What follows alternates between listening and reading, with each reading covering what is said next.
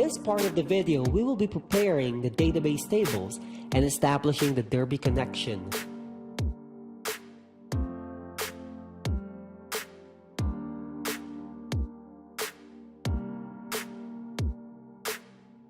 First, you have to open NetBeans 8.2. You can download it from this website. One of the most important part of this project is for us to prepare the database table. To do that, go to Windows and click on Services. Under Databases, you can see a JavaDB icon. Right-click on it and click on Create Database. For this tutorial, use a database with the name DB_bank. Set its username and password as root. Hit OK if you are done with it. Let's wait for NetBeans to create the database. After creating the database DB_bank, you will notice a broken icon appeared below the drive root folder. Right-click it and click Connect. The broken icon will be fixed once you connected it successfully. Now, let's prepare our database tables. Under the root icon, right-click the Tables folder and click Execute Command to enter our SQL codes manually. You should have a little SQL background on how to create tables. In our program, we will be creating two database tables. The first is the table user or the DBL_user, which will serve as the database table for the user of the system itself. In the table, we will be adding 6 different fields with the following data type. Take note that the ID field should be declared as the primary key of the table and will start at 1 and will be incremented every time a new account is inserted. To execute this command, just click this icon.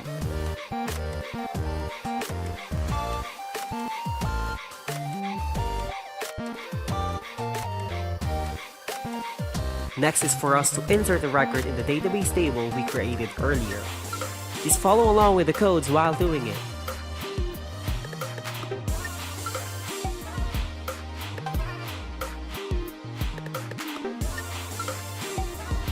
Once again, click this icon to execute the command.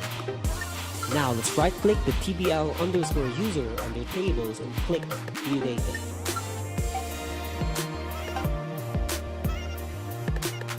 We have successfully added our first record in our database table. Let's click Execute command once again to create another database table. This time, let's name this table as TBL_accounts. This database table will serve as a table in which we can store all of the login credentials of the user, such as username and password.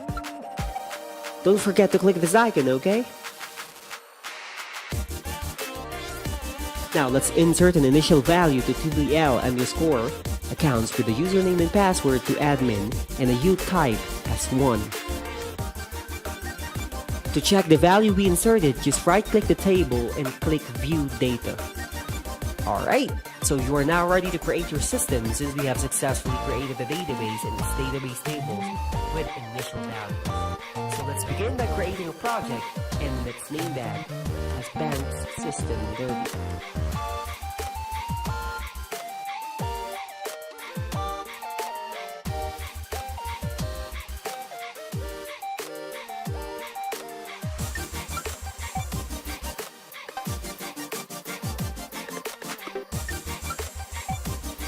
After that, under Source Packages, right-click the default package, New, and click Java Package. Let's name the package as Bank System Derby. So we will be placing inside the Bank System Derby package all of the Java programs we will be creating.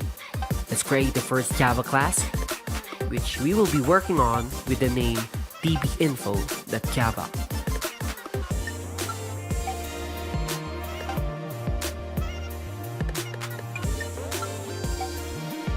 This class will be called several times in the project to establish a JDBC connection. Let's delete the comments for now.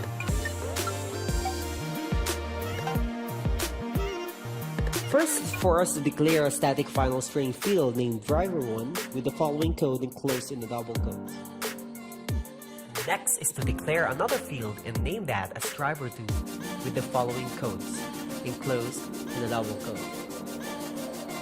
Driver1 and Driver2 variables will be called every time we want to use the JDBC drivers in the database. Next is for us to establish the database connection URL, which can be found here. We will store its URL in a variable named URL.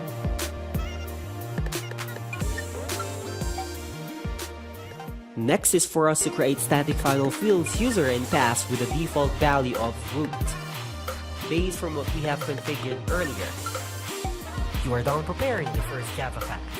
Next is for us to create another class named DerbyConnection. DerbyConnection is instantiated every time we are trying to execute an SQL command in a Java. Its main usage are the following.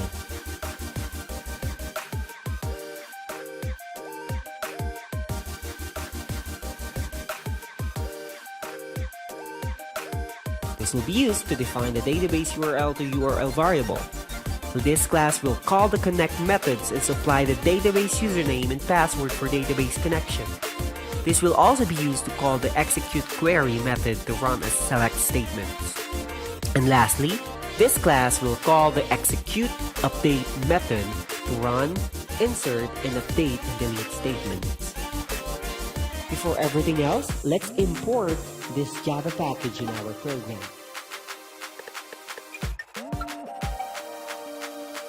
Let's create a method named public connection connect with the following parameters. As you can see, this method is for the database connectivity. Next is for us to use the class .forName method to put the values of driver1 and driver2 on it. The basic idea behind using class .forName is to load a JDBC driver implementation. A normal JDBC driver must contain a static initializer that registers an instance of the driver implementation with the java.sql the driver manager. Now, let's return the value of the driver manager.getConnection method from the Java SQL. Next is for us to prepare the result set execute query with the following parameters. This method will be called every time we would like to extract a record from the database. The last method we have to prepare is the execute update method for insert, update, and delete queries.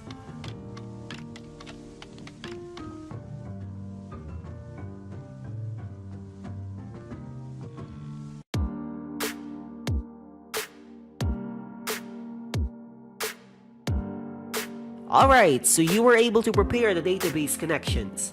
Next thing for us is to prepare the main class to establish everything. Create a new class and name that as mainClass.java. Let's prepare first the main class constructor to be called in the main method later on.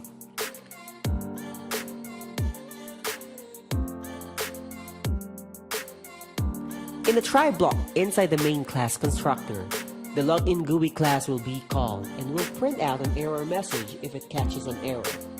Lastly, let's create the main method that will simply instantiate the main class.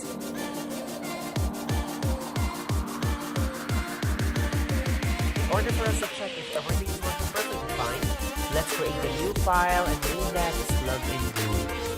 Just leave the login GUI class blank for now.